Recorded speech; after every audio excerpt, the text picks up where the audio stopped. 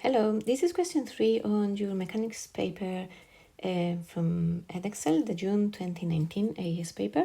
You have a particle moves along a straight line such as the time t seconds. This is the velocity, it's a function of time. Find the magnitude of the acceleration of p when p is at rest.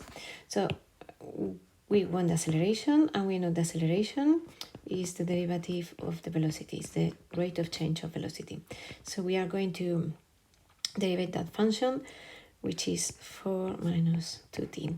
And we need to substitute the time when p is at rest. So p is at rest when v is 0. Yeah, so p at rest is when velocity is 0, which means 12 plus 4t minus t squared is 0. If you prefer, sometimes it's easier to see the equation this way. It's a quadratic, we can factorize very easily. T is minus 6 and 2 plus 2 equals 0, which means or t is positive 6 seconds or t is minus 2 seconds. Time cannot be negative, so my only solution is 6 seconds.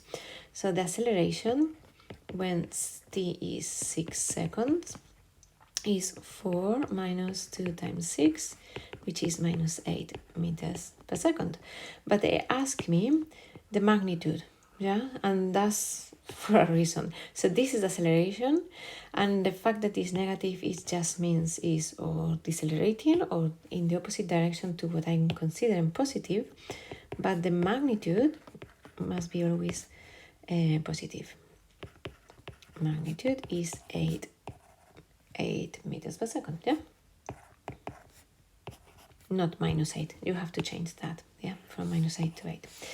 Then the distance traveled by p in the interval 0, 3. So you know the distance is the integral of the velocity. So if we have displacement, velocity, and acceleration, this way we differentiate because velocity is the rate of change of displacement and acceleration is the rate of change of velocity. So we differentiate. But in the other direction, we integrate. We want the distance traveled.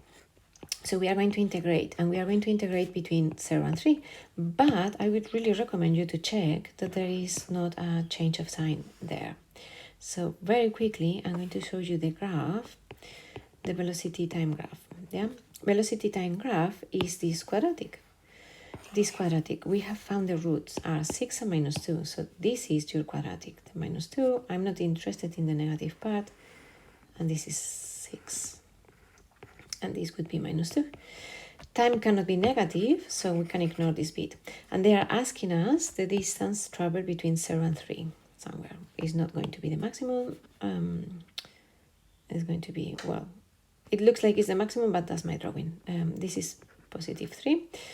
And I need to find the distance up to 3.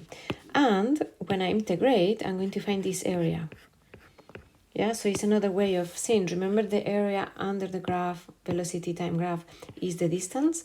So we can think either way, yeah? So we can think we are integrating this way because it's the opposite of differentiating, or we are finding the area under the graph. But it's important that you check that there is not a change of sign, because if there is a change of sign before the 3, so imagine your graph is doing this, and this instead of 6 is 2, and you have to find between 0 and 3, this area is positive, this is negative, so you have to divide these into sections, like between 0 and 2, 2 and 3, and add them both positive, yeah? But it's not the case in this question, so it's okay. We can integrate between 0 and 3. The function velocity, so the distance is going to be 12 plus 4t minus t squared dt. This is going to be 12t plus 2t squared. I'm just integrating. Minus goes up by 1 divided by the new exponent, and between 0 and 3. Yeah? Between 0 and 3. I substitute the 3, so I have 12 times 3 plus 2 times 3 squared minus 3 cubed divided by 3 minus, I substitute the 0, but it's going to be 0, 0, 0, yeah? So I'm going to write the 0, but just for you to know what I'm doing. So this is f of 3, this is f of 0, and this is 45. Is the distance, so it's going to be meters, and that's what they're asking you, yeah, that distance. And that's all with this question.